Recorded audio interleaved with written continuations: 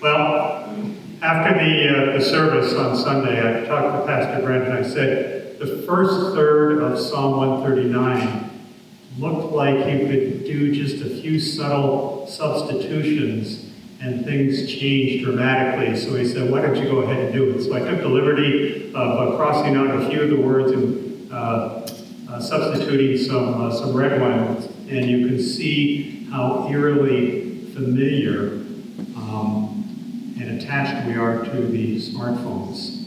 And so just a little play on words. So, let's get going. Just a couple of housekeeping things. With your indulgence, we're going to go until we're finished. This is the last session, so we can't kind of say, well, we're going to stop at exactly this time and pick it up later on. So we might go a little bit longer with your indulgence. Please, if you need to leave, feel free to do so. You're not going to insult me. As long as there's just one person, and I know Lena's going to stick with me because she came with me, I'm going to be okay. And also, in the last session, I made reference to a cheat sheet of some of the technologies. That's been completed, and I forwarded on to Dave from the church, and he's going to have it up on the website in the next day or two, so that you'll be able to download that. It's a PDF document. And there are active hyperlinks in it so that you can just click on the hyperlinks and it takes you to the appropriate website so that you can either download some software or get some instructions on what to do. And I'll just warn you, some of it can get a little bit deep the further you go down the list. So if you don't feel comfortable, just stop wherever you can. So, and then just another word of advice, go slow. Do something. Use it, try it for a little while, and if it's working for you, then maybe move on to the next suggestion and see how you make out with that. So, well, here I am up against the Oilers again. I'm not really sure if I'm a lucky charm or a bad penny, but here I am. However, I will offer this in jest. We can be out of here in 5 minutes, you know, because I ran across this in the Edmonton Journal. And so, we want privacy settings. This apparently is what an Edmonton Oilers fan looks like when they see privacy settings. And so, thanks to Malcolm Mays from the Edmonton Journal for putting that in the newspaper the other day. So, all right. So, I'm going to go over what we did quickly previously, so we can get our minds sorted out in the right way. And so we'll run through a few slides here very, very quickly, and then we'll kind of pick up where we left off, and we'll slow down and go in more detail. So we talked about healthy distrust as an attitude, and so trust is earned, and you want to be critical and intentional, and you want to try to keep your house clean if you possibly can. That means taking apps and other things off of your device if you possibly can do it. So then we moved into what action number one was to do privacy, and that was, of course, just turn it off. Very simple, easy to do, and certainly you can gain 8 hours of privacy just by turning it off at night when you go to bed and turning it on in the morning when you get up, and already you're 1/3 better as far as trying to maintain some privacy. And we also said that you could get a Faraday bag, which is a protected bag that prevents RF waves and electronics from penetrating the bag so that you can put your smart device in that. And there's all sorts of these things. You can spend as little as $15 and you can spend hundreds and hundreds of dollars on these things if you want. So that was a tip. Then we moved on to multiple identities, saying that if you had different email accounts, different way of identifying yourself on the internet, that was a good thing. So we broke it down into super security, all your critical accounts, so your government, your bank, your health, all the things that you really want closely held. We talked about medium security. These are kind of the day-to-day transactions. Maybe you want to book a holiday or an airline flight, something of that nature. Maybe you want to use this account if you're ordering from Amazon, that type of thing. And then finally, a low security one. And this is for your social media, your temporary access. Maybe you've gone to a website to purchase something that you don't normally go to. So you could just use this kind of account because you're never going back there again. You want your forms to be here. You want to treat this as a throwaway account. something that, hey, I don't care if this gets hacked, I can set up another one in a minute and carry on again. And I threw out the idea, maybe it's not the highest level of Christianity as far as fake personal information, but you're under no obligation to put in your true name, address, phone numbers, when you're associating things with this particular account. So feel free to be creative if you're so inclined. The tip that we had then was multiple devices. So I thought maybe the highest security we could get was an older Windows desktop computer, maybe Windows 10 or 11, with a wired internet connection that plugged into your router. And that provided a lot of intrinsic security that you wouldn't necessarily have with a tablet or a smartphone. Medium security then might be a laptop that you had.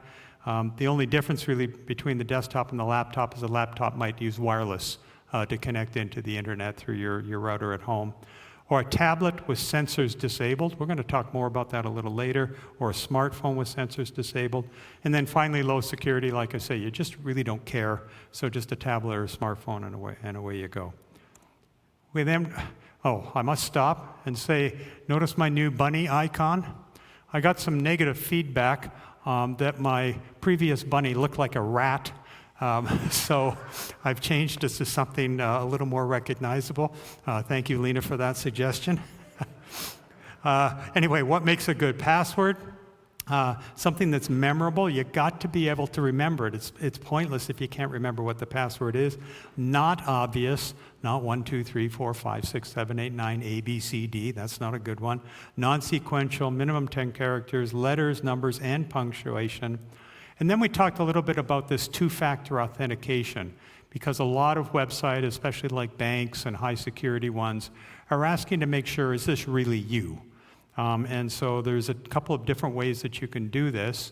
And a typical way is to get a text message on your phone, and they give you a 6-digit code, and you type that in.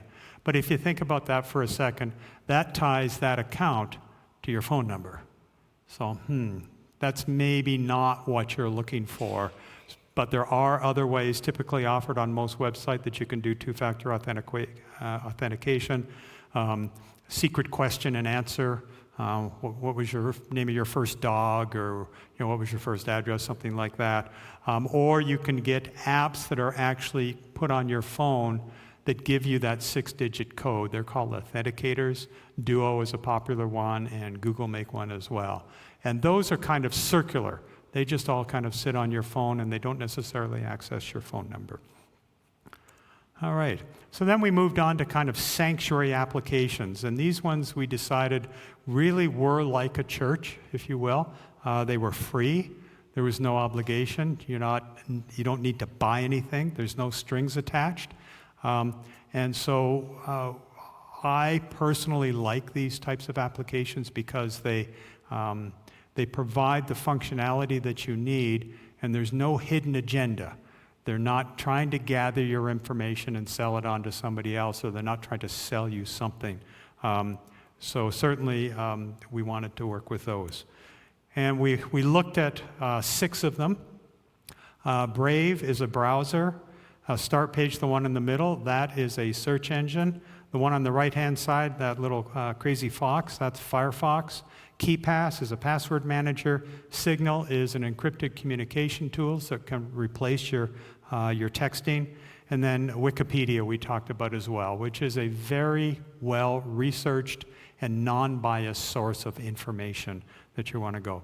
And these apps work with Windows, Android, and all sorts of Apple devices. There's lots more of those, by the way. We then moved into kind of action number 3, which is secure browsing. And we said the default web browsers of Safari, Chrome, and Edge really do track a lot of information that's intrinsic to these things. They track user search activity by what we called cookies, and we talked about what cookies were. And they allowed websites to store data about you and your visits to the website in these cookies. And so it sounds like a convenient thing. I go back to the website, it knows who I am, it knows where I was, it knows what my favorite things are, but in actual fact, it's a tracking device. And so we want to be wary of that. And these websites allow you to, the web browsers allow you to store user credentials. That's maybe not the best place to put your username and password for a bunch of different websites. And they use this information to target user ads and make recommendations to you. Again, that's part of that tracking. Has anybody watched the docudrama on Netflix that Pastor Brent recommended, The Social Dilemma? It is well worth a look. It's a bit frightening, it's a bit over the top, and maybe there's some political overtones and disgruntled employee thing going on.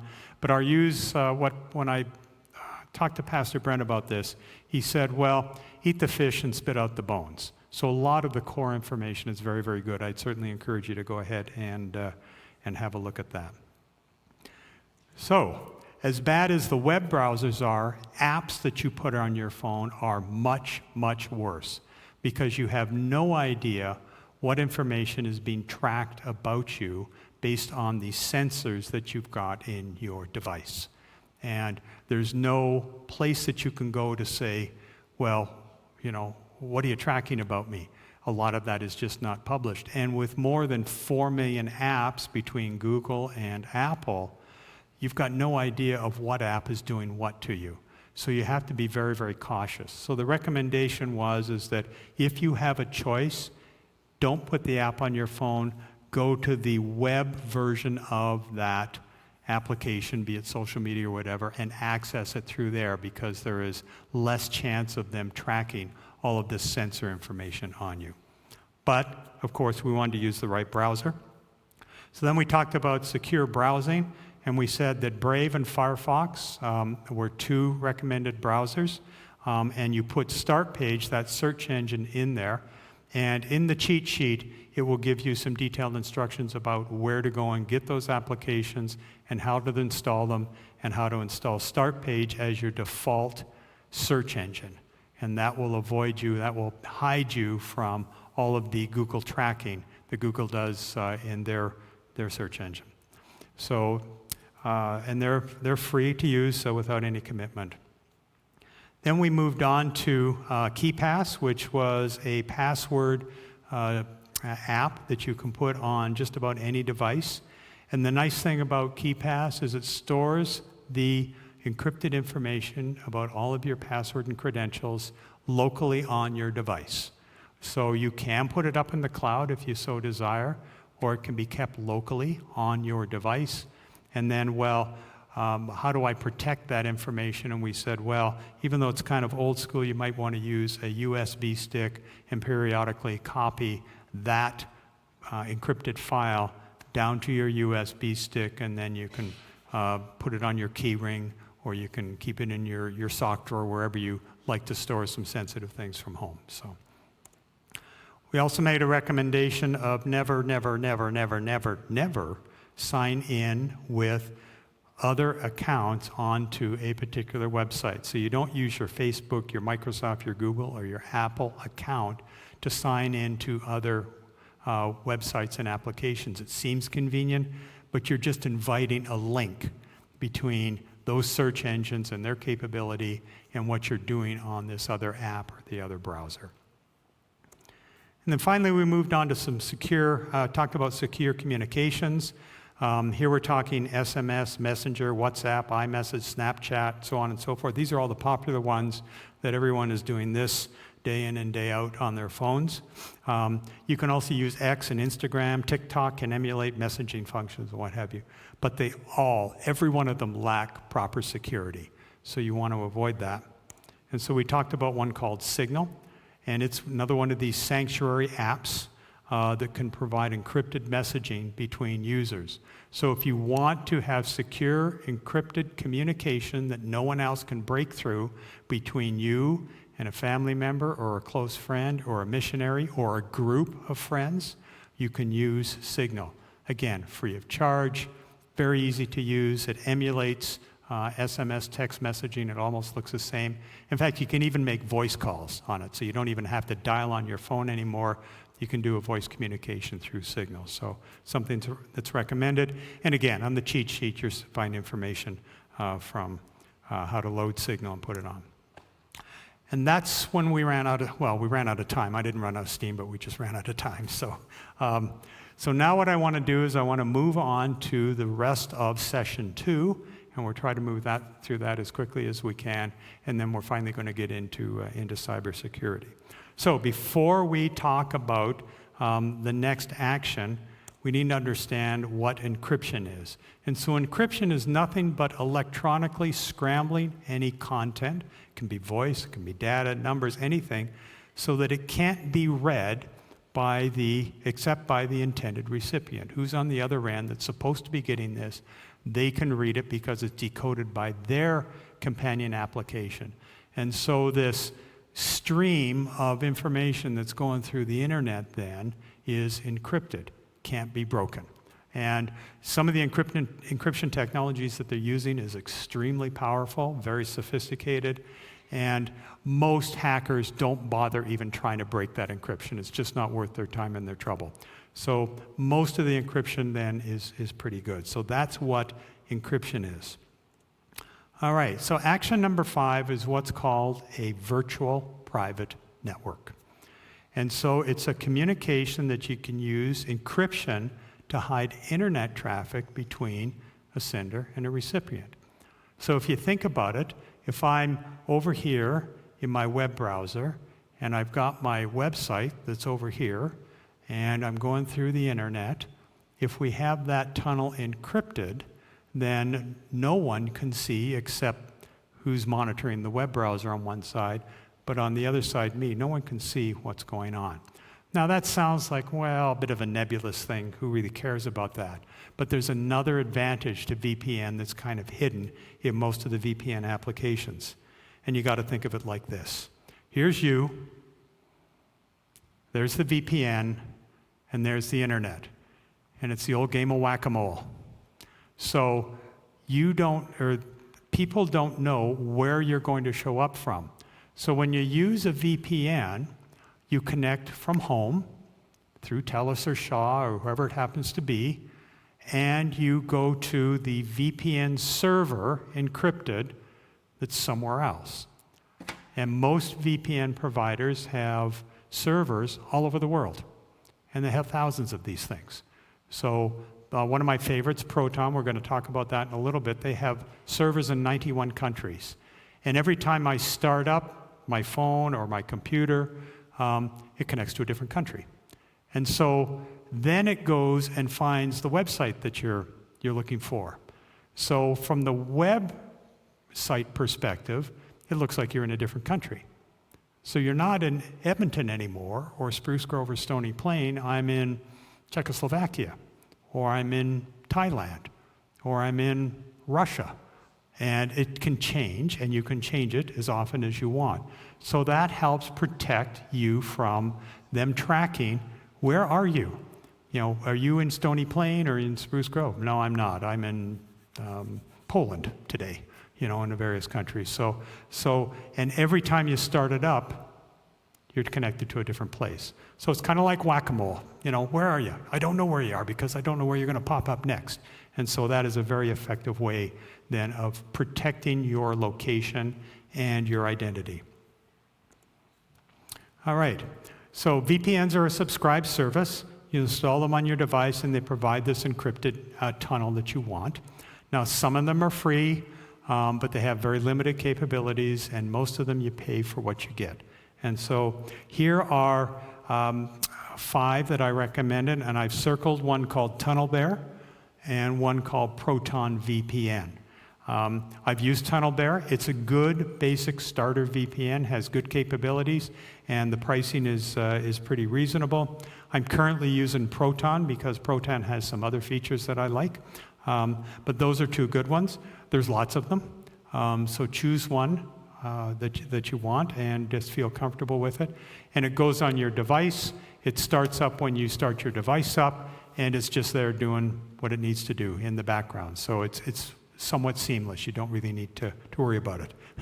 Now, I have noticed when I'm in Poland and I go to a website, it wants to talk to me in Polish. So there's ways that you can work around that type of thing. So, all right. Any questions on VPNs and the technology. It's all in the cheat sheet. Scammers use that as well, so they look like they're coming from a different place. Absolutely, Henry. In fact, everything we've talked up to in these past 2 sessions and into this 3rd session, the scammers already know, okay? The key is to arm yourself with this information so you're at least playing on a level playing field when you're playing the game. Absolutely, yes. What else do you think about NordVPN? I haven't used it personally. I've heard things about it. It's kind of a middle of the pack one, as far as I can tell when I read some of the reviews and what have you. But certainly, it's worth exploring. Just because their company uses it. Sure, I understand. So yeah, and we use a different one, in my company as well. So all right, I'm going to give you a couple of bonus slides here of some best practices. And so always install Android and Apple apps from the respective stores or on the smart devices, okay? You don't scan QR codes or go to a website and they say, download the app onto your phone from here by typing in something, what have you. So don't do that. Always go to the proper store.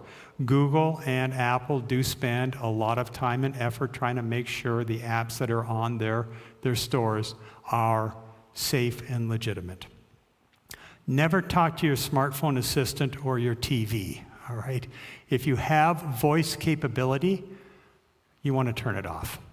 Because if you've got voice capability turned on, how do you know what they're listening to and when they're listening and how they're listening and what they're doing with the information? I read a report, it must have been about 5 years ago, and I think it was Facebook ended up with a lot of egg on their face because Facebook had this voice system going, and one of the employees had a personal vendetta against somebody and found their account and found their voice and found their information by the voice. So Met had stored that information, and the employee, inappropriately accessed that information, and that got leaked out. So just because you don't think the thing is listening to you, it probably is listening to you. Avoid smart appliances and their apps if you can. Never connect your home security or thermostat to your phone if you can possibly avoid it. If somebody hacks the app for your thermostat or for your security, you could be in trouble. So just a regular old thermostat probably works pretty good, and maybe a key lock or something like that, or one of the new digital ones will be fine, but I don't know if you want it on your smartphone. Never connect your car door locks or your ignition, like your starter, to your phone. That, again, is just inviting trouble.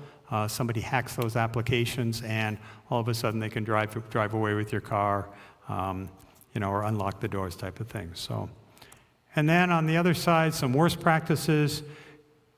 The worst practice you could do is use banking and loyalty program apps on your phone.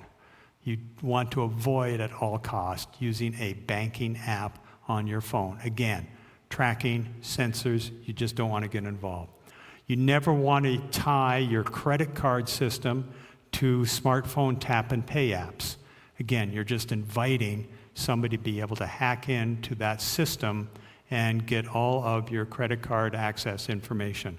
There's just nothing wrong with the standard old plastic card that you tap or you put in and you put your code in. I would avoid using personal health apps and wearables, again, for the same reason. They are tracking what you're doing. They're tracking, your heartbeat, the number of steps you take.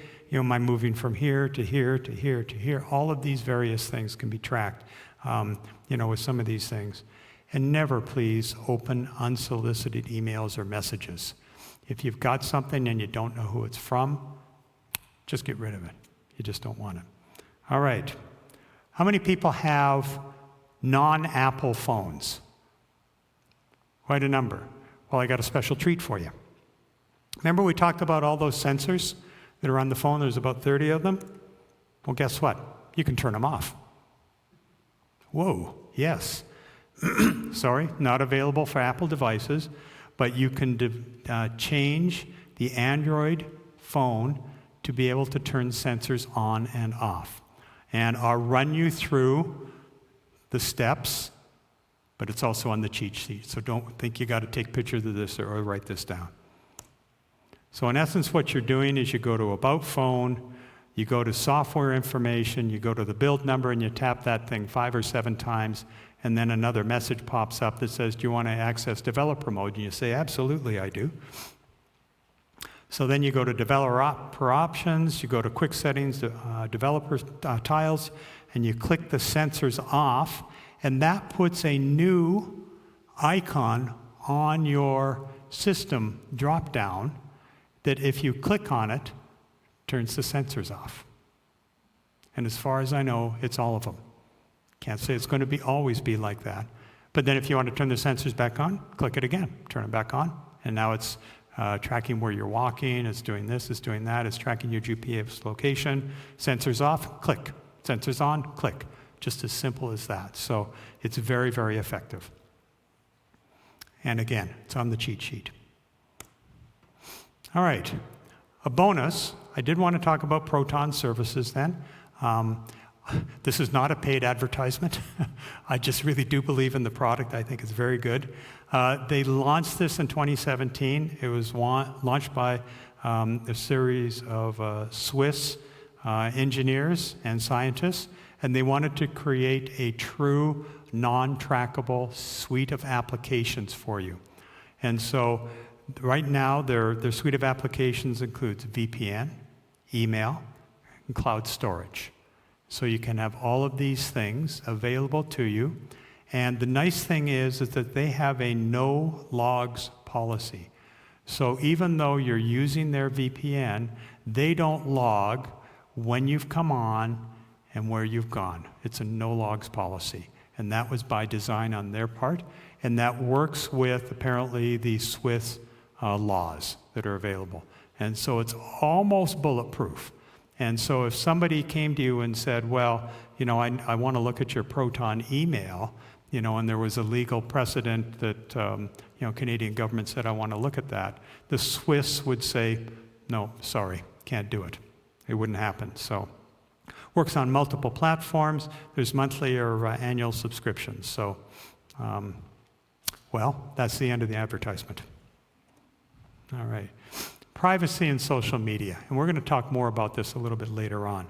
So effective privacy measures then are implemented and practiced can reduce social media tracking and manipulation. Yeah, definitely. So, all right. So we're kind of at the end of where we should have been 2 weeks ago. And so now we're going to move on to the cybersecurity aspect of it. So, cyber crimes attack our willingness to trust others as we ourselves want to be trusted. And this is key.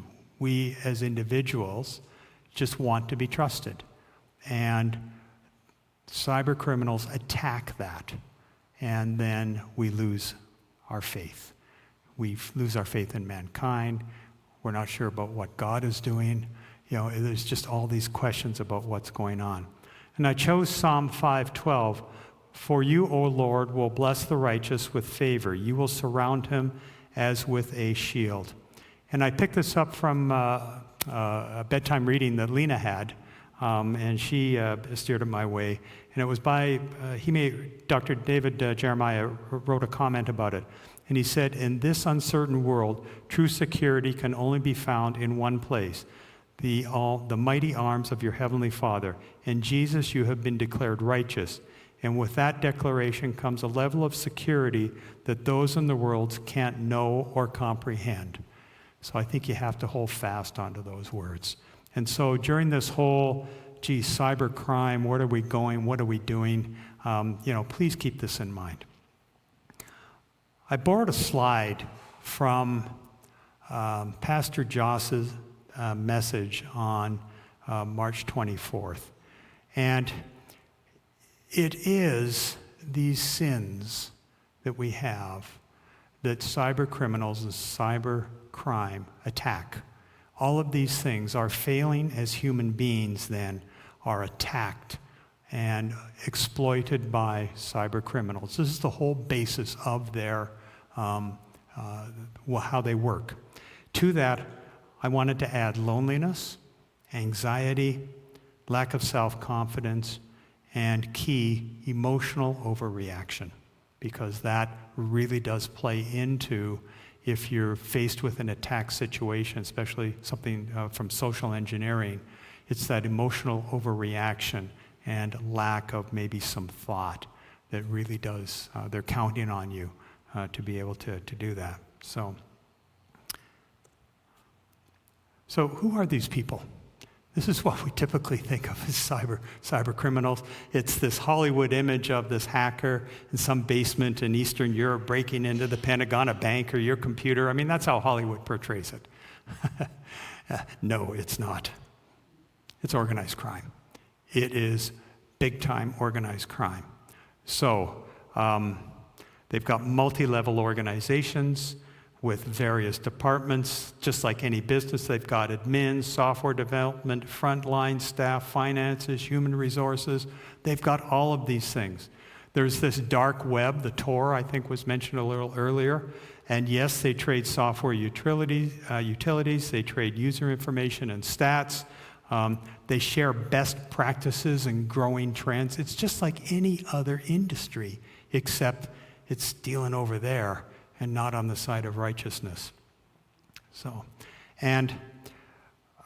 You can buy all of the tools to be an effective cyber criminal online, and you don't have to be a super geeky software development. You can buy all these tools, you can put them all together, you can buy data, and boom, away you go. You're off to the races. You can be a cyber criminal.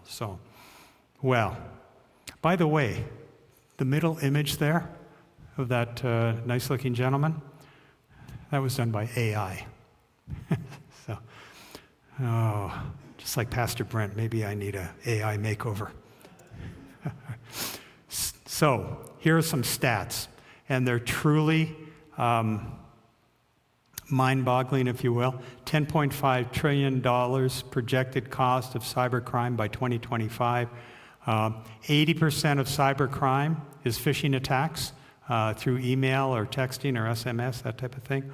$1.5 trillion earned by cyber criminals yearly.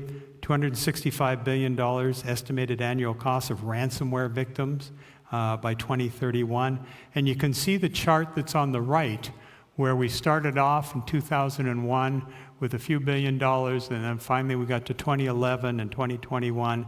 And by 2031, they're estimating that it's going to be about 10.26 billion cyber crimes propagated against individuals. So yeah, it's big, huge business. And where is it? Well, here's a cybercrime index of the top places where cybercrime happens. And of course, you can see Russia, Ukraine, China at the top of the list. Notice the United States is number 4. And there's just a whole list of them.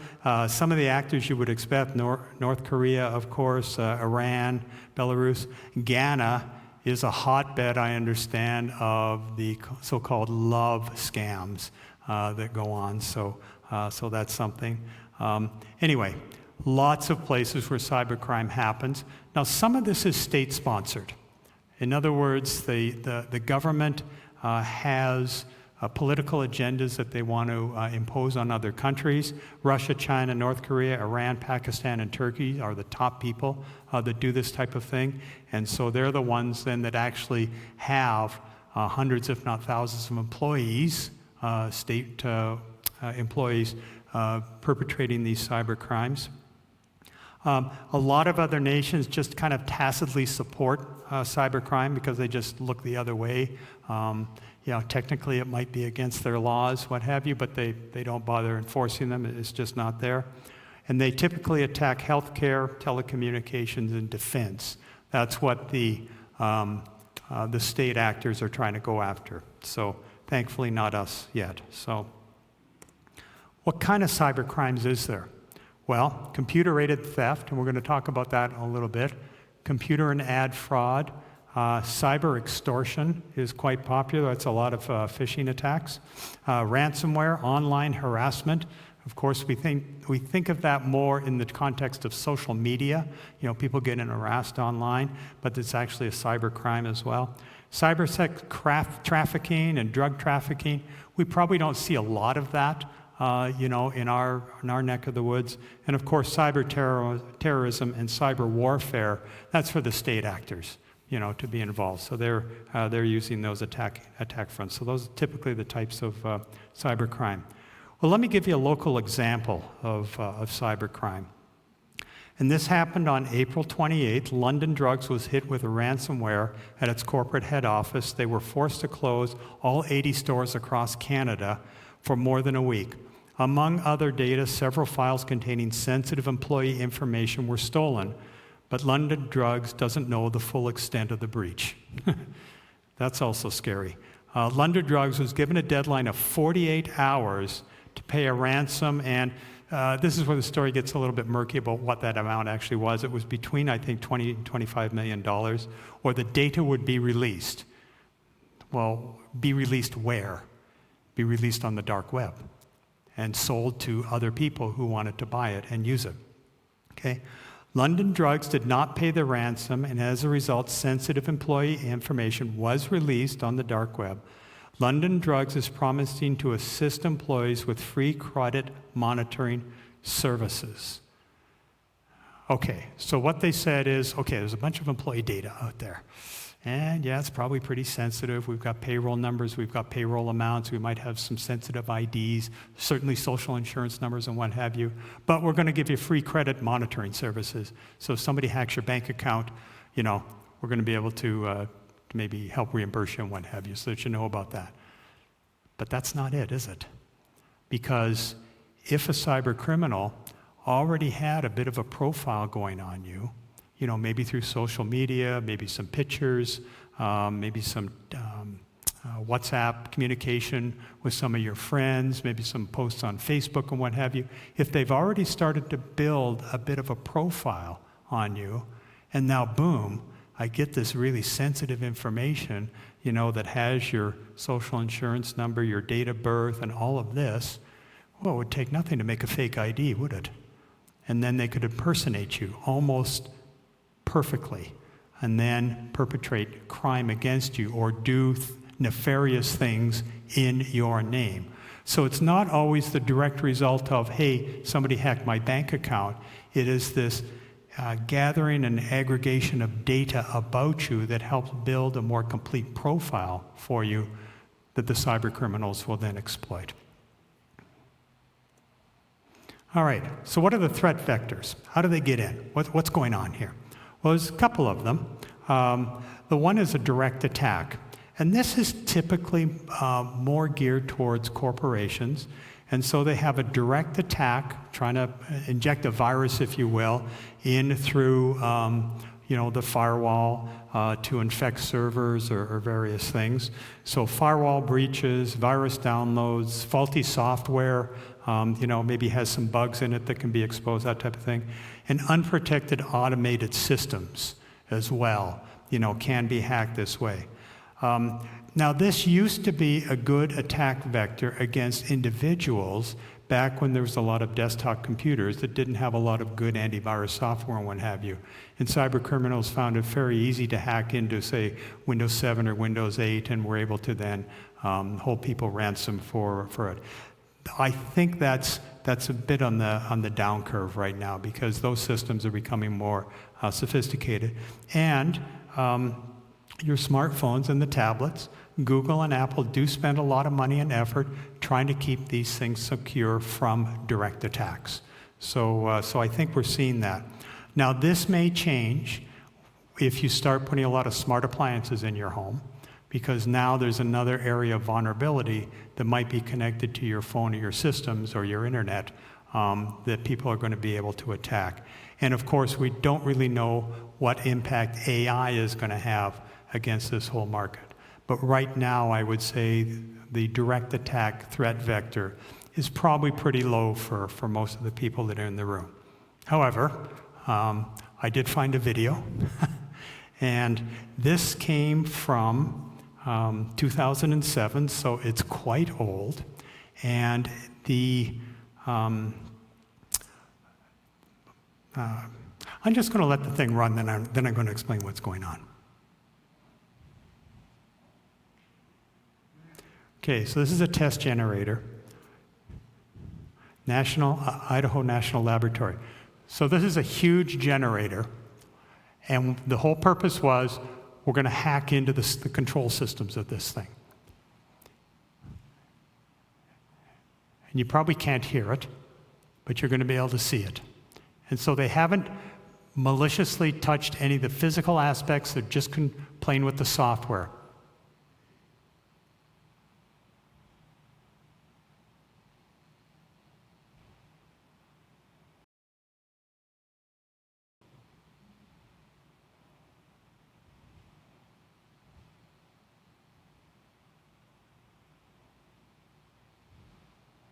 Boom. Minute and a half. The generator was completely destroyed, and all they did is they hacked into the software and tweaked a few settings. They injected a virus into that thing. So, systems that we do rely on day in and day out, our power, our water, our internet, all of these things, could be affected. And while we haven't personally been attacked, the systems that we rely on in our area have been attacked, and that could cause, some trouble. All right, so let's move on to another type of threat vector, and that's social engineering. And this is the one that really should concern us the most, because I think this is where we're going to see most of the activity. So social engineering preys on our emotional triggers, our fear, anxiety, greed, envy, loneliness, doubt, anger, hatred, low self-esteem, laziness, and complacency. And what they're trying to do is provoke a user response that bypasses the technical and practical safeguards that you normally have in your life. You just get scared, or you get afraid, or you get anxious, and then you start to make mistakes because somebody is trying to do something to you. So what are some of the common social engineering terms and attack types? Well, pretexting, we kind of know as phishing. So what's phishing? Well, let me scroll down here so that I get an accurate thing. So it's a form of social engineering and scam where attackers deceive people into revealing sensitive information or installing malware, such as ransomware. So you get an email, and I think it's legit. Gee, it looks like it might have come from one of my friends, and he sent me this neat link.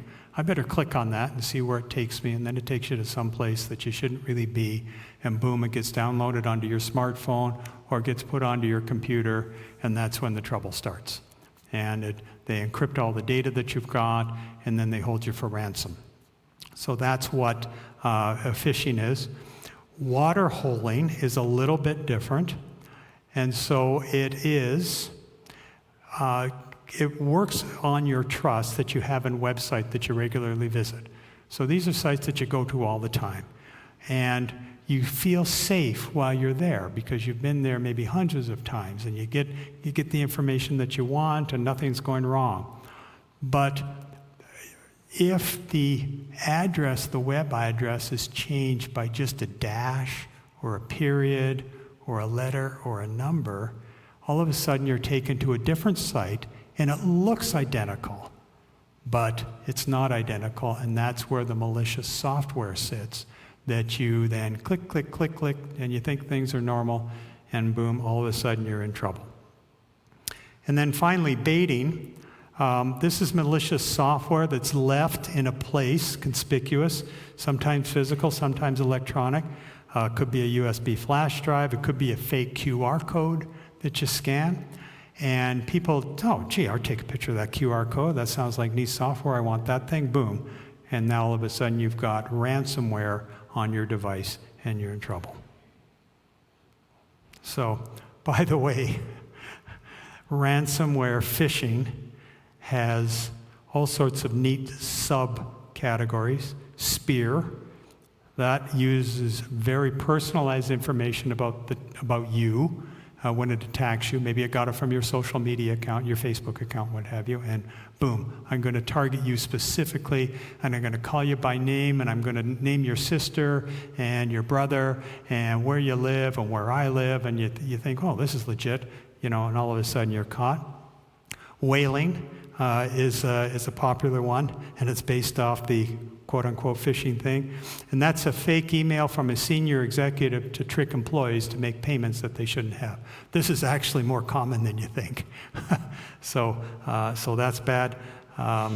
Vishing, that's a phone call that you normally get. Smishing, that's the text message. Quishing, that's the QR codes. And calendaring, they send you fake, malicious calendar invites. So there's all sorts of ways of poking at you from the various accounts that you have. So there's 3 elements of an attack typically. One is the threat. Okay, the threat then is against some loss or disclosure of some information that you don't want let out. That's private information, you don't want that let out. Or you're going to lose something, you've lost some data. Typically then there is a demand for money or concessions of some sort. And then there comes the unfulfilled promises. That, okay, I paid you the money, you're supposed to send the data back, you're supposed to keep it confidential, and it just never materializes until the next demand comes, and the next demand, and the next demand. So those are really the things the 3 stages that you're going to go through. Okay, countermeasures. How do you defend yourself? All right. You are but a grain of sand in a vast desert. And if there's 5.25 billion smartphone users, you're just one. All right. So the best defense is to hide. And privacy, that we've talked about previously, helps you hide. So, we're going to talk about the 5 technical countermeasures. And guess what? They're going to be all the privacy recommendations that we've talked about. And then we're going to talk about 3 social engineering countermeasures that you can use to help thwart cyber criminals. Well, the first little bit's easy. The 5 technical actions, we've talked about these for a session and a half. The fasting, the multiple identity, the secure browsing, the secure communications, and the VPN.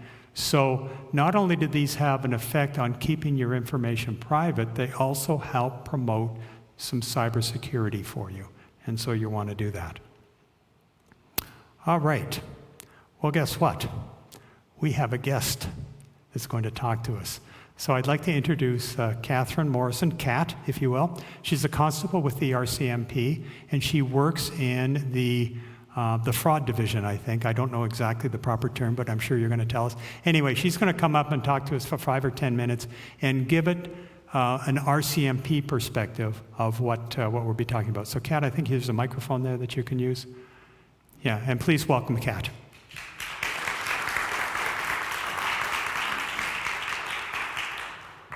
Thank you very much. Is that on? We're good? Okay.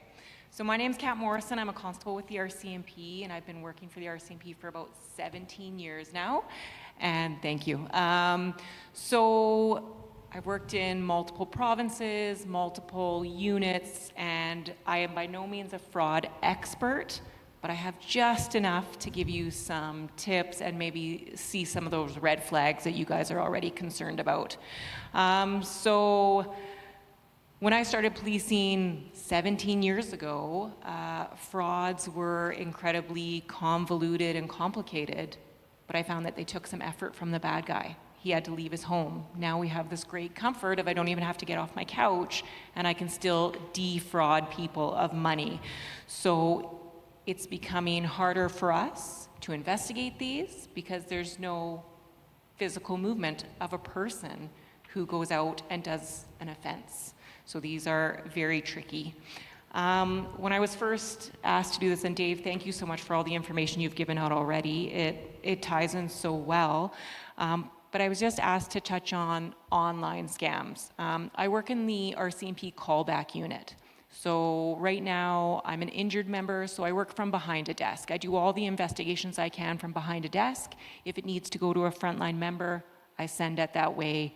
But a lot of crimes that happen online can come to me, so I can go through all the information online and decide maybe some avenues to pursue. When it comes to the Criminal Code of Canada, which is how my rules and regulation of what I can arrest someone for, what I can investigate. When I hear about online scams, the first one I go to is a fraud. And I just want you to guys, this is the only time I'm going to read off my sheets here, but just so you can understand the convoluted nature of what a fraud is. And it's section 381 of our Criminal Code of Canada. And everyone who by deceit, falsehood, or other fraudulent means, whether or not it is false pretenses, within the meaning of this act, defrauds the public or any person, whether ascertained or not, of any property, money, valuable security, or any service.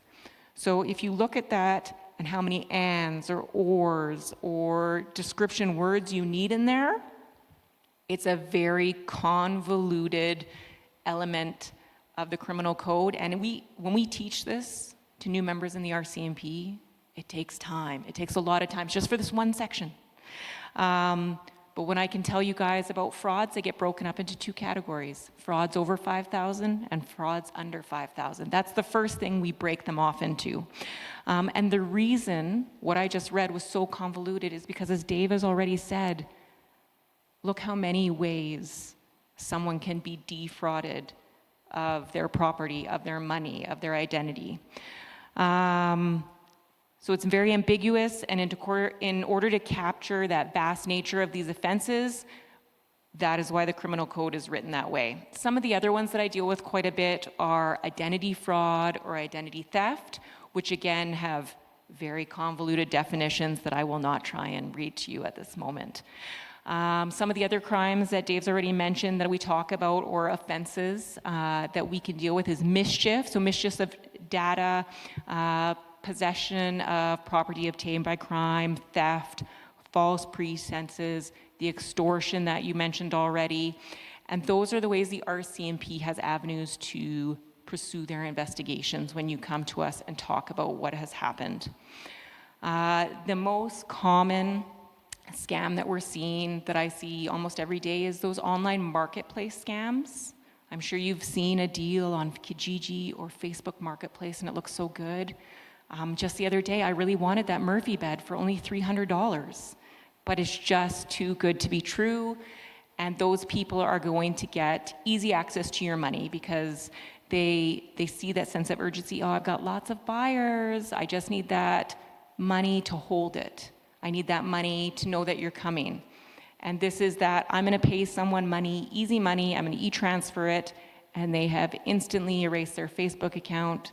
There's no recollection that they ever existed, and we can easily see that is it's a fraud, just like I explained, but not only is it a fraud, they've defrauded you of that money, they've defrauded someone else of their Facebook profile. So we have to do our due diligence to look a little bit further into what we want, who we're buying it from, and we need that safety concern for ourselves, that when I look at someone's profile on Facebook or Kijiji, they have this nice thing where it's like, how long have they been a member of Facebook? Did they join just this month? That's suspicious. Is their one profile photo the exact same as their background photo, and that's all the information I have? There's things that are suspicious that if you have that gut feeling this might be a red flag, please go with it. The reason that this is so successful is I can defraud multiple people at the same time without leaving my couch. From one simple ad and a bank account, I'm able to sell a Murphy bed to multiple people. It needs to be held. There's multiple buyers. Oh, if I just get $100 from you, I'll hold it. And within an hour, I can have multiple people get hit by the same person and take that money. And there's no contact required. I don't have to do anything to meet you in person, send you an address, anything like that. As Dave's already spoken about, we have the romance scams, the job scams, the advance fee scam, and we have a lot of cryptocurrency scams. There's often a sense of urgency and emergency, that we need to do these things now, we need to pay these fees now. I find these scammers, as it's already been pointed out, this is organized crime. This is their professional job. And so people often want to believe, especially in these romance scams, that's often what I have to deal with, that someone wouldn't put in months of time to defraud them of money. They want to believe that someone wouldn't take their vulnerability, their love, and use it just for money. But these people are professionals. This is what they do. And if you are a victim of this, it is not your fault. They are professionals at exploiting your core emotions for a long time before they might ask for funds. So maybe it's as simple as like, hey, I'm at the airport, I'm coming to see you, but for some reason now they're saying I have some fees associated to my ticket that I didn't pay. Anything like that, it's just one step at a time, that slippery slope, and often people are embarrassed to come and talk to the RCMP because they don't want to admit to being victimized this way. I'll touch really quick on gift card scams. I'm almost done here, Dave. This is my no, never, never. The CRA, the RCMP, any banks are not going to require you to pay in the form of a gift card. I'm sure we chuckle at this, but I've seen upwards of $80,000 paid in gift cards. And when I talked to the person about it, I was like, I don't think I have the energy to get $80,000 worth of gift cards. It's store to store and purchasing just minor amounts here, there, and it takes a lot of effort, but people often become, again, we go back to those emotions that Dave talked about, that sense of urgency. Maybe I'm in trouble. Maybe the bank needs me. It's a job. I need to do this. And now they've requested that I pay in gift card form. When it comes to gift cards, this is one of the hardest things to track. If I give you the numbers to a gift card, that money is now gone. It's not an e-transfer or an email or a bank account. It is a gift card. And think how easy it is to transfer those funds right away. I'll wrap it up because there's a lot that Dave still has to talk about, but my request is just stop swiping yes, as Dave has talked about. We need to do our background checks on things that seem too easy. And again, I work in the callback unit. You can report crimes online now to the RCMP or Edmonton Police Service or Calgary Police Service. We have different jurisdictions for where the crime happened. But we deal with these frauds, these mischiefs, these identity thefts quite often. So my unit was basically created to ensure that not your calls, they might not be urgent like a 911 call, but they still need to be addressed in an effective and efficient manner, and that's where my unit comes in. I think I covered everything I can there, Dave. Right. Thanks very much, Kat. So I understand you went for a swim on a Sunday morning. I did. Congratulations on your baptism. Thank you very much. Very good. It's been wonderful since. Oh, that's good. So let's get back to Lena. All right. Well, what do I do with my glasses now? Over here. Thanks very much, Kat. So she's given you a practical look at crime that she deals with every day. And so what we want to talk about now is how to try to thwart and protect yourself from some of these things. And we're going to build off of some of the things that Kat has talked about with some very specific examples. So, all right. So verification then is the one thing. So just like your bank uses two-factor authentication to make sure it's you that's connecting into the bank website, you need to use independent action to verify the identity of any unknown or suspicious source. Who is this that's trying to contact me? And so what do you do?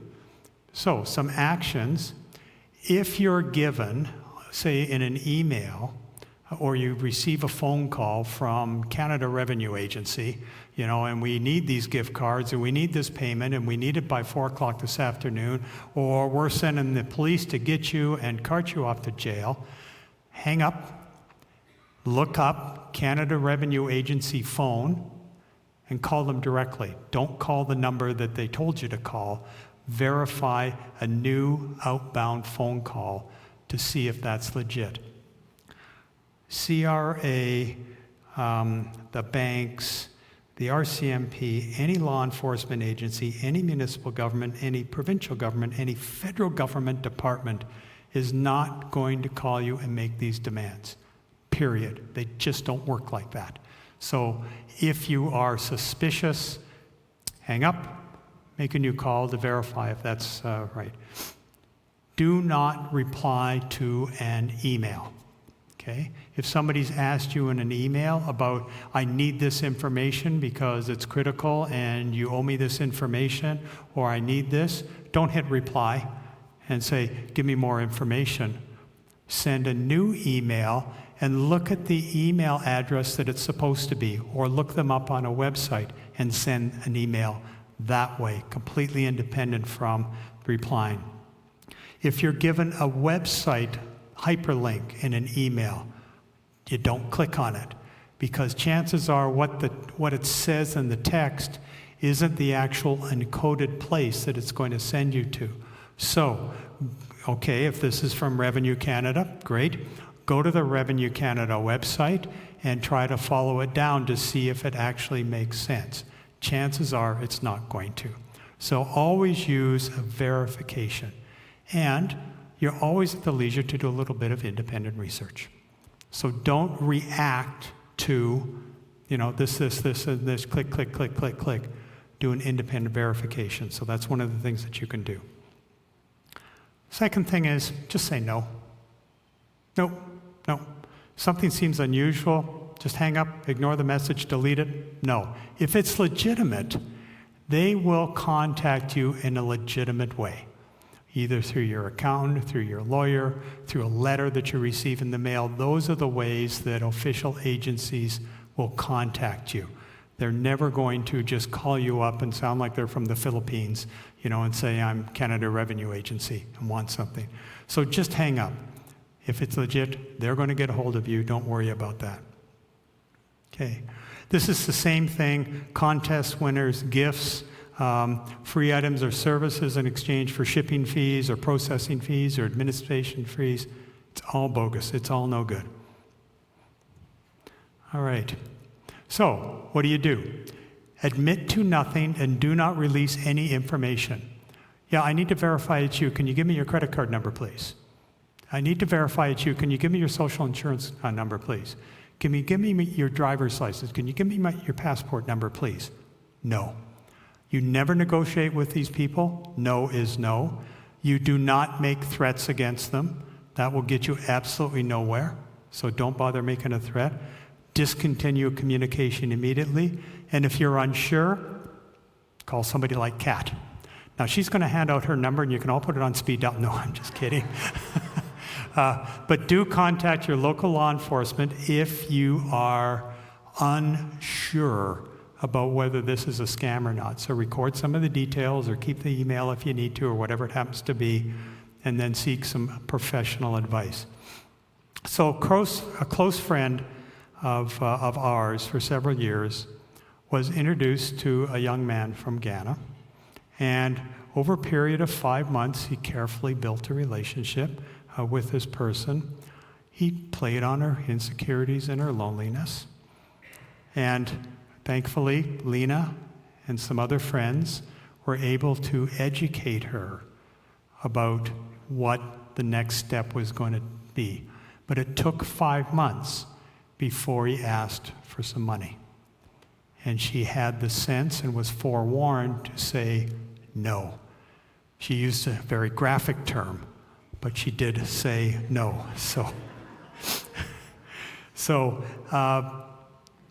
And those types of things can descend quickly. So romance can turn into sexting, can turn into embarrassing photographs and images and videos and what have you, and you can go down a very, very deep, dark hole quickly, so you don't want to do that. I do want to talk about safe purchases, because this is one of the things that people do get caught up in, and Kat has alluded to this. So if a product or service seems too good to be true, then it is not true, period. There you go. What we're doing is we're playing on people's desire, to get a bargain. Gee, I really want a bargain.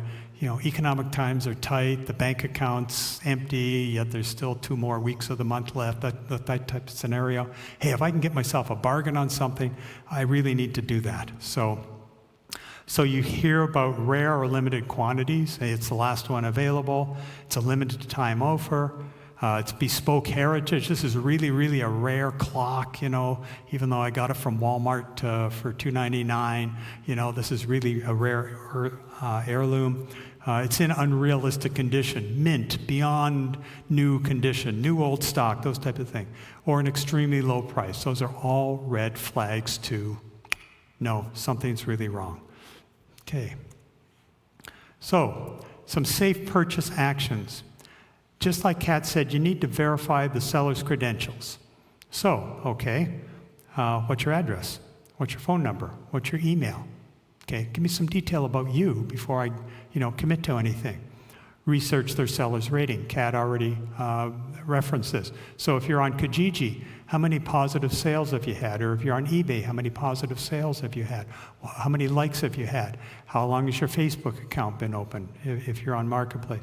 Use various types of communication when negotiating with people. Okay, yeah, Facebook message. Okay, got that. Private message, got that. Give me your phone number, or send you a text. Give me your email address, or do that. I'm going to call you. So over the course of negotiating with somebody, go through multiple avenues of communication, and chances are they're going to drop off or they're going to make a mistake someplace. And that's your clue that, boom, it's gone. Ask for proof of ownership. So, hey, you're showing me a picture of this really rare clock, but how do I know that that's actually, you have that? So why don't you send me a picture of you with the clock beside a current article on the Edmonton Oilers with the date on it. So then I know that you are in possession of this thing because I can see it. So get proof of ownership. If you're going to make a purchase, insist on a signed receipt when you're purchasing. Okay, you're going to sign off, you're going to put your name, address, phone number, and that's how we're going to conduct business. Okay, so maybe you've gone through those and hey, it's still looking not too bad. So ask some detailed questions. Okay? Demonstrate the product is in your possession, just like we talked about. You never pay in advance. No, never do that, especially for items that are going to be shipped to you. Now, there is a possible exception if it is a legitimate purchase, and PayPal do have a service. Well, they will hold the money in escrow, if you will. And so if it is a purchase, not send money to a family or friend, but it is a purchase, the seller sends you an invoice. You pay the money into PayPal, requesting that they hold the money to be released into the seller's account until they verify you have received the product. And typically that might be a tracking number or a Canada Post number, and they typically allow sometimes up to 5 to 7 days for that. So if you are contemplating making a purchase that is, say, out of province, then you could use this PayPal feature. It's not bulletproof, but it is one way of trying to trade the money, for the product like this. Okay. All right.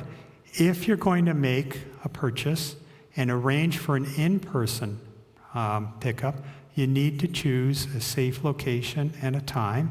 Now, I had heard that the police of the RCMP were offering their parking lots kind of as a bit of a quasi-exchange. Kat, is that true or not? You're not going to answer, are you? Okay.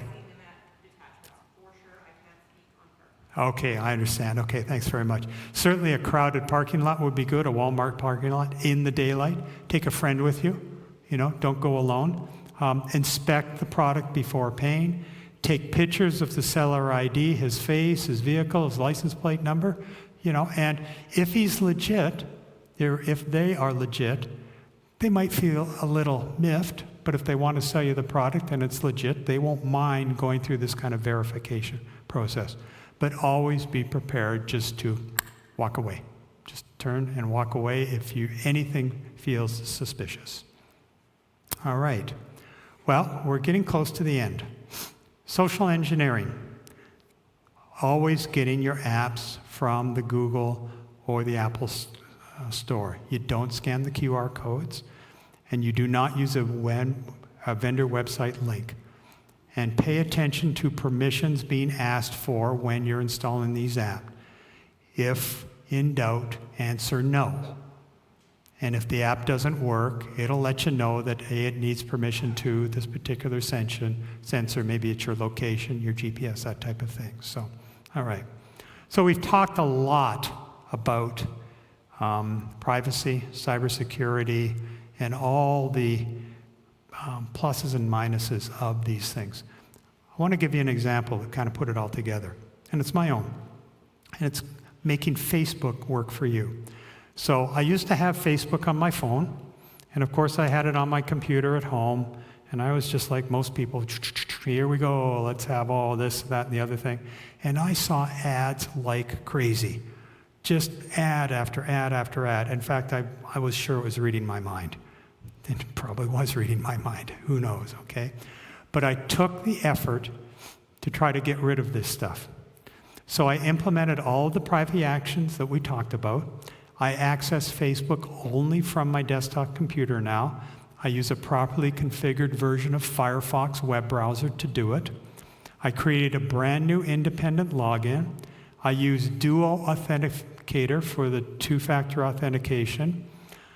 I browse and use Facebook only in one session at a time, and when I'm done with Facebook, I close the browser. All the cookies are wiped out. All the traces of what Facebook was trying to track on me are wiped out. And then I open up Facebook and I do other things open up my web browser and I do other things with it. I only log in once a day.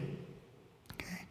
I leave unused groups, and I do not use Messenger within their system. And I intentionally hid all ads. It took me 5 months of hiding all the ads, finally. No, hide. I don't want to see it. And now when I go on Facebook, I haven't seen an ad for probably 6 months. And I only see the groups that I subscribe to and that I'm interested in. And the reason is that Facebook has lost interest in me. They're having trouble finding out who I am, what my likes are, what I do. And so they're just not interested in me anymore.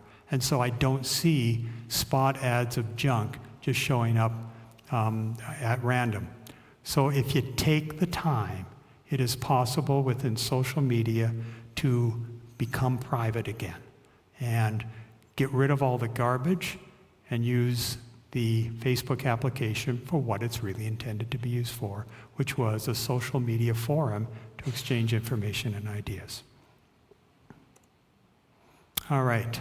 So I did refer to kind of the ultimate home personal technology, high security, medium security, and low security. I won't go through exactly what they are. I think you probably get it. But I did want to open up a question. What is age-appropriate technology and devices? All right. So maybe you've got children or grandchildren that are between 8 and 15 years old, and what's appropriate for them? Well, I'm a car guy, okay? I think everyone knows that. Do you remember when you got your driver's license? I certainly do. I remembered 14, I had to go down to the government building downtown in Edmonton. This was a while ago, by the way.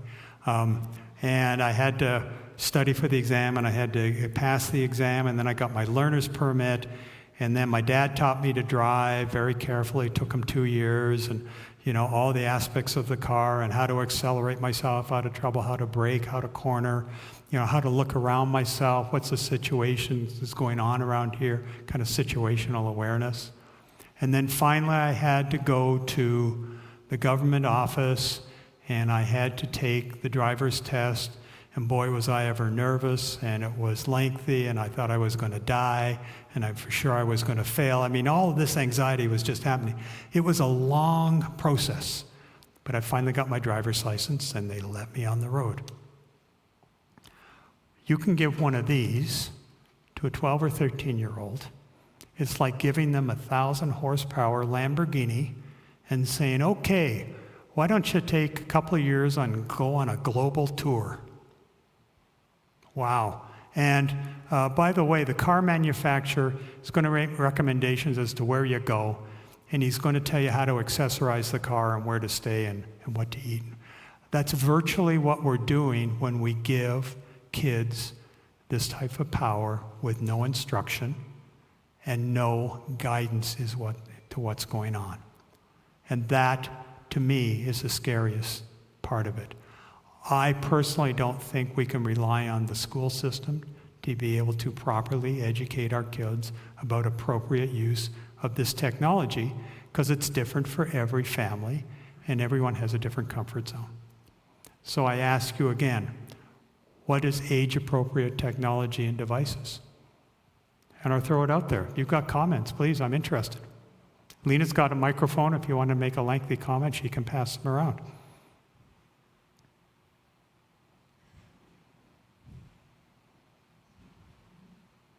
No. No one wants to speak. Yes. When I first started working here in 2008, they were taking phones to school in their classroom. And I said, I wouldn't allow my child to take a phone into the classroom. And she said, I think that's terrible if they can't get a hold of me anytime they need me, right? Mm-hmm. Well, it's proven to be really a bad idea for children to have phones in schools. And I think they've started to outlaw it now in Ontario. You probably know more about that, but no, it's not in Alberta yet, but it's coming. It's distraction. It's dangerous.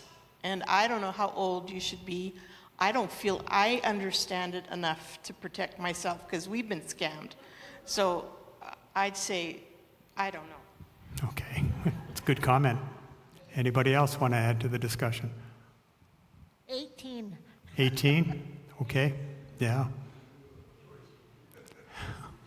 And how do you train people? Where do they go to get education to use this technology appropriately? I'm just not sure.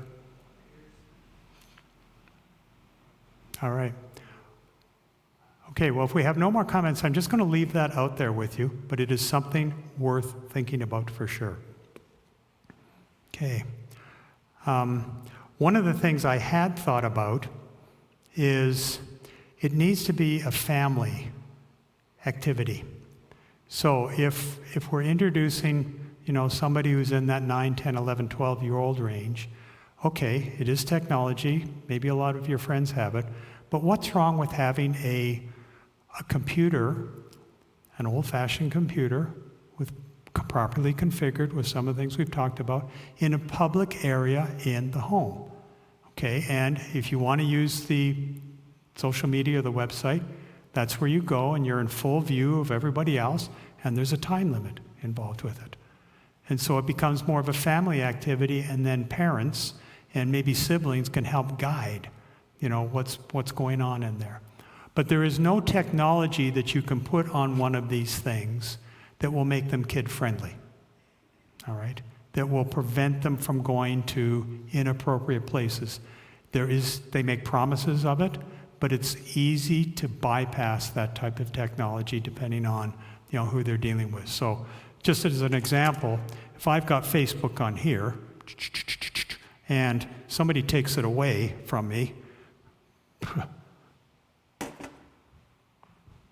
or go to my friend, and I'll just log into the account here. and away I go. So even though my phone's being monitored, I'm not using it, I'm using somebody else's. And boom, boom, do, do, do, do, do, do, do, do, do, and then boom, I give it back to you. So trying to rely on technology to put safeguards around our kids, I don't think is going to be appropriate. So you might want to think about that. All right. Well, guess what? We're at the finish line. All right. What have we learned? We've learned that the tech industry is a behemoth. It's getting larger. We know that managing devices and privacy takes effort. And spiritual and personal discipline is vital to avoid manipulation and cybercrime. And you know what? I think you are smarter than your smartphone. You just have to recognize that you are and do it. All right. Any more questions before we close the evening?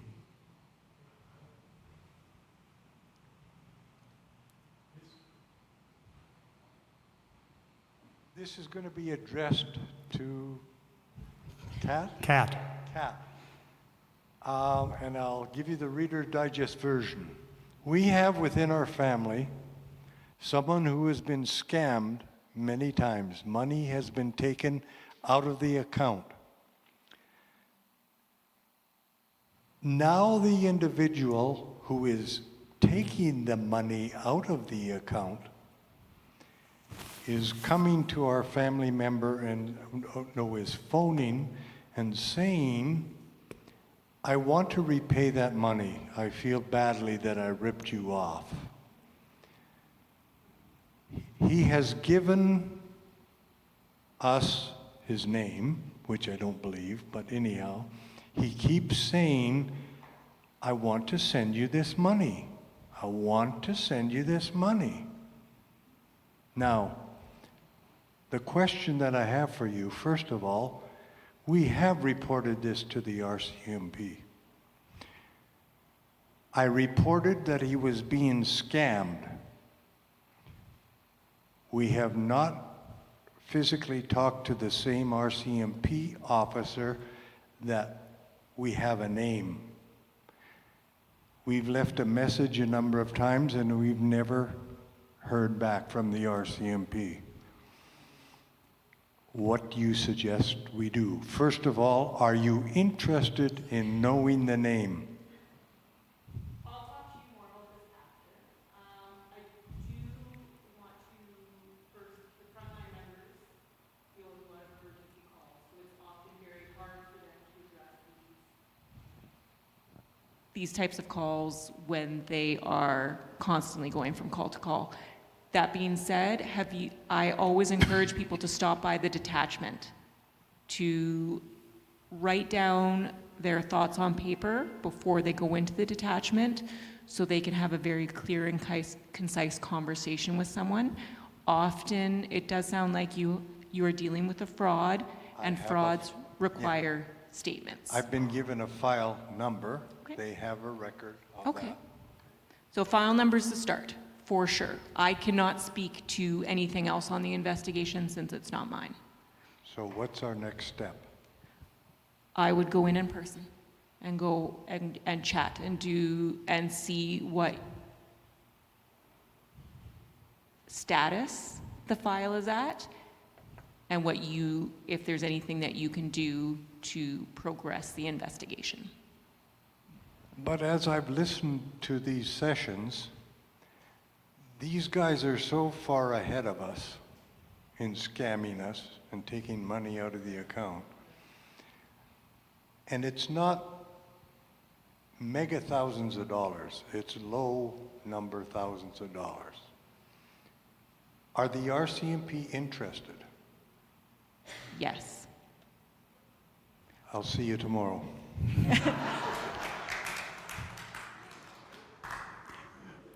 Any further questions? I noticed, Yes. that you didn't say anything about virus software. Correct. I didn't. Next question. Oh, no. Virus software is limited in its effectiveness, and I think it gives a false sense of security that, hey, I've got this virus software on there, therefore nothing's going to happen to me, and you just go along. But it's a game of warfare that a new virus is created, and it starts to spread. And then the antivirus software people, they have to make the antidote, and so it comes up here. And so it keeps doing this, and then it does this, and then it does this. So I don't necessarily believe in antivirus software over and above what is built into the operating system.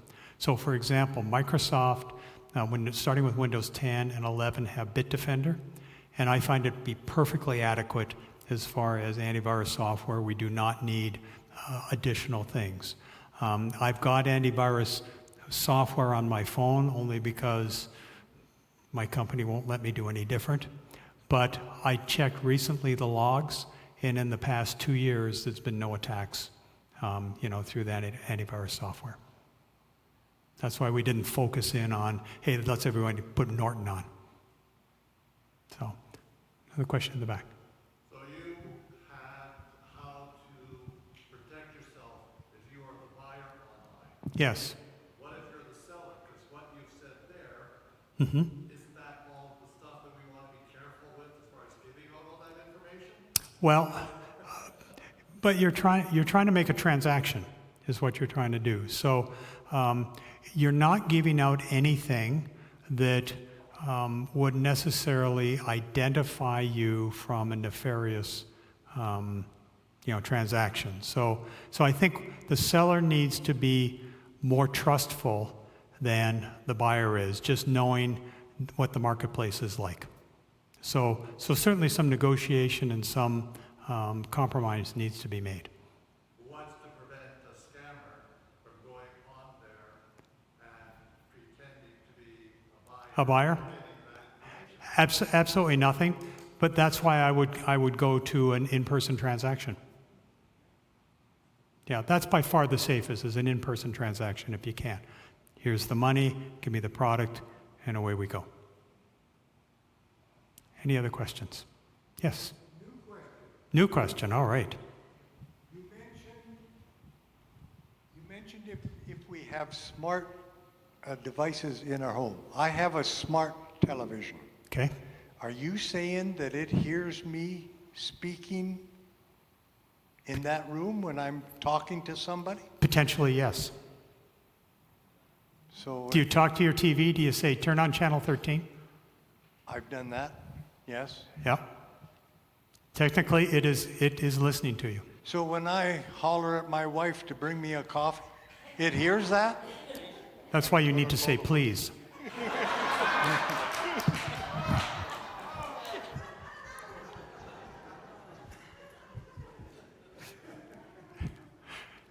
Any other questions? All right. Well, you've been very patient, and thank you for your attention.